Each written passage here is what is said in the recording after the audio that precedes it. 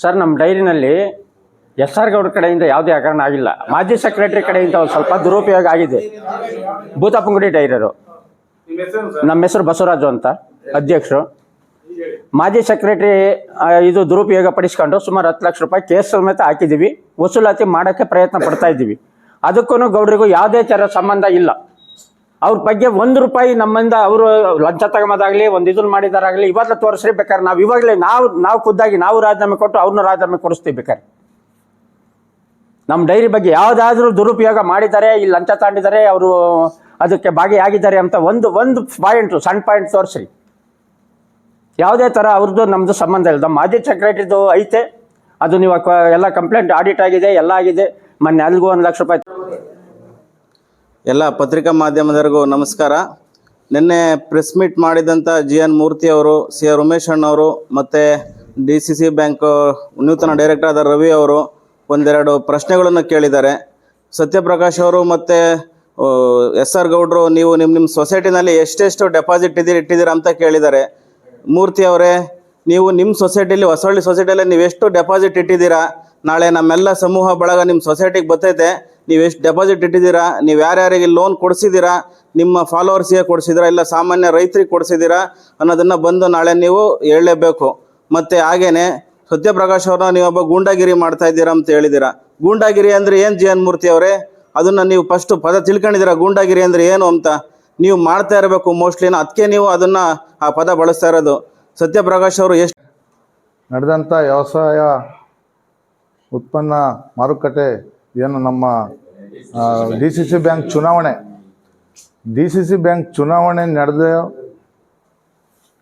ಏನು ನಮ್ಮ ಪರಾಜಿತ ಅಭ್ಯರ್ಥಿಯಾದಂಥ SR ಗೌಡರು ಕೆಲ ಮತದಾರರಿಗೆ ಶುಭ ಕೋರಕ್ಕೆ ಒಂದು ಪ್ರೆಸ್ ಮೀಟ್ ಕರೆದಂಥ ಸಂದರ್ಭದಲ್ಲಿ ಒಬ್ಬ ಪರಾಜಿತ ಅಭ್ಯರ್ಥಿ ಇನ್ನೊಬ್ಬ ಅಭ್ಯರ್ಥಿ ಅವರು ಚುನಾವಣೆ ವೈಖರಿ ಬಗ್ಗೆ ಮಾತಾಡೋದು ಸಂವಿಧಾನದ ಅಡಿಯಲ್ಲಿ ಮತ್ತು ಈ ಒಕ್ಕೂಟದ ಅಡಿಯಲ್ಲಿ ಮಾತಾಡೋದಕ್ಕೆ ಎಲ್ಲರಿಗೂ ಅರ್ಹತೆ ಇದೆ. ಅವರು ಏನು ಚುನಾವಣೆ ಯಾರ ಅಣತೆಯಂತೆ ನಡೆದು ಬಂತು.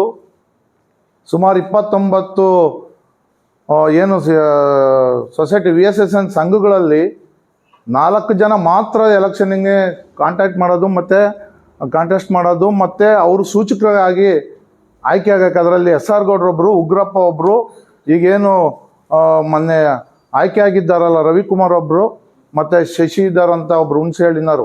ಇನ್ನು 25 ಸೊಸೈಟಿಗಳಲ್ಲಿ ಖಾಲಿ ಮತದಾರರಾಗಂತ ಖಾಲಿ ಅವ್ರೇನು ವೋಟ್ ಹಾಕೋದಕ್ಕೆ ಮಾತ್ರ ಅರ್ಹತೆ ಇರೋ ಥರ ಮಾಡಿದ್ದಾರೆ. ಅಂದರೆ ಯಾವ ಅಣತೆಯಲ್ಲಿ ಇದು ಯಾರ ಮಾರ್ಗದರ್ಶನ? ನಮಸ್ಕಾರ, ನನ್ನ ಹೆಸರು ಗುರುರಾಜು ಅಂತ. ನಿನ್ನೆ ಯಾರೋ ಒಬ್ಬರು ಪುಣ್ಯಾತ್ಮರು ಪ್ರೆಸ್ ಮೀಟ್ ಮಾಡಿಬಿಟ್ಟು ಕೆಲವನ್ನ ವಾಕ್ಯಗಳನ್ನ ಹೇಳಿದ್ದಾರೆ. ಅವಕಾಶವಾದಿ ರಾಜಕಾರಣ, ಇನ್ನೊಂದು ಮತ್ತೊಂದು, ಆಮೇಲೆ ಪಟಾಲಮ್ಮ ಅಂತ ಹೇಳಿ ಎಲ್ಲ ಇದನ್ನ ಮಾಡಿ ವಿವರಣೆ ಮಾತ್ರವಾಗಿ ಹೇಳಿದ್ದಾರೆ. ಮೊದಲನೇದಾಗಿ ಹೇಳ್ತಾ ಇದ್ದೀನಿ, ನಮ್ಮ ತಾಲೂಕಿನಲ್ಲಿ ಕ್ಷೀರ ಕ್ರಾಂತಿಯನ್ನು ಮೂಡಿಸ್ತಾರೋ ಅಂದರೆ SR ಗೌಡ್ರು. ಆ ಗೌಡ್ರು 60 ಡೈರಿ ಇದ್ದವನ್ನ 120ಕ್ಕೆ ತಂದು, ಕೆಲವನ್ನೆಲ್ಲ ಮುಚ್ಚೋಗಂಥ ಸ್ಥಿತಿಯಲ್ಲಿದ್ದವನ್ನೆಲ್ಲ ತಾಂಬಂದು ಕಾನೂನು ರೀತಿಯಾಗಿ ಮಾಡಿಬಿಟ್ಟು ಒಂದನ್ನ ಡೈರಿನ ಅದನ್ನು ಅಸ್ತಿತ್ವಕ್ಕೆ ತಾಂಬಂದು ಅದಕ್ಕೇನು ಬಿಲ್ಡಿಂಗ್ ಅವಶ್ಯಕತೆ ಐತೆ, ಇನ್ನೊಂದು ಅವಶ್ಯಕತೆ ಐತೆ ಅಂತ ಮಾಡಿದಂಥ ಪುಣ್ಯಾತ್ಮ ಅವರು.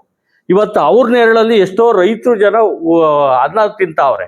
ಈ ಪುಣ್ಯಾತ್ಮ ಮೊನ್ನೆ ಹಾಲು ಒಕ್ಕೂಟ ನಿರ್ದೇಶಕ ಸ್ಥಾನಕ್ಕೆ ನಿಂತ್ಕೊಂಡು ನನ್ನ ಡೈರಿಯಲ್ಲೇ ಬಂದ್ಬಿಟ್ಟು ಲೋಕಲ್ ರಾಜಕಾರಣ ಮಾಡ್ಕೊಂಡಾಗಿ 5,000 ರೂಪಾಯಿ ಒಬ್ಬೊಬ್ಬನಿಗೆ, ಒಬ್ಬ ನಿರ್ದೇಶಕನಿಗೆ ಕೊಟ್ಬಿಟ್ಟು, ಇಲ್ಲ ಒಬ್ಬ ಅಧ್ಯಕ್ಷರಿಗೆ ಡೆಲಿಗೇಟ್ ಫಾರಂ ಕೊಡಬೇಡ್ರಿ, ಅವನಿಗೆ ಓಟ್ ಹಾಕಕ್ಕೆ ಅಧಿಕಾರ ಕೊಡಬೇಡ್ರಿ ಅಂತ ಹೇಳಿ ಒಂದು ಇದನ್ನ ಮಾಡ್ಕೊಂಡು ನಮ್ಮಲ್ಲೇ ಡಿವೈಡ್ ಮಾಡಿದಂಥ ಈತ ಮನುಷ್ಯ. ಆಮೇಲೆ ಈತಂದು ಹೊಸ ರಾಜಕಾರಣ ಏನಲ್ಲ, ಹಿಂದೆ ಕಳ್ಳಂಬೆಳ್ಳ ಕಾನ್ಸ್ಟಿಟ್ಯೂನ್ಸಿಯಾಗಿದ್ದಾಗ ಮಾದೇವಪ್ಪನ ಮನೆ ತೆಗೆದಂಥ ಪುಣ್ಯಾತ್ಮ ಈತನೇನ CR ಉಮೇಶ್.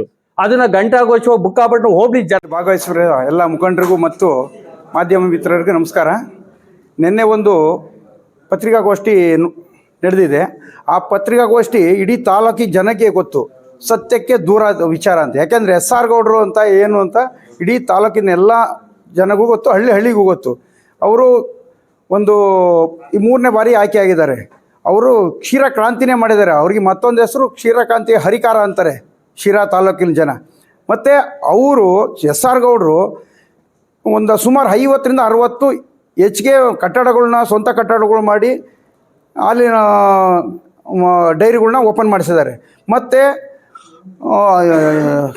ಇವು ಹಸುಗಳಿಗೆ ಏನಾರ ರಾಸುಗಳು ಏನಾನ ಹೆಚ್ಚು ಕಮ್ಮಿ ಆದರೆ ಅವಕ್ಕೆ ವಿಮೆ ಕೊಡಿಸೋ ಮುಖಾಂತರ ಮಕ್ಕಳು ಎಜುಕೇಷನ್ ವಿಚಾರವಾಗಿ ಆಗಲಿ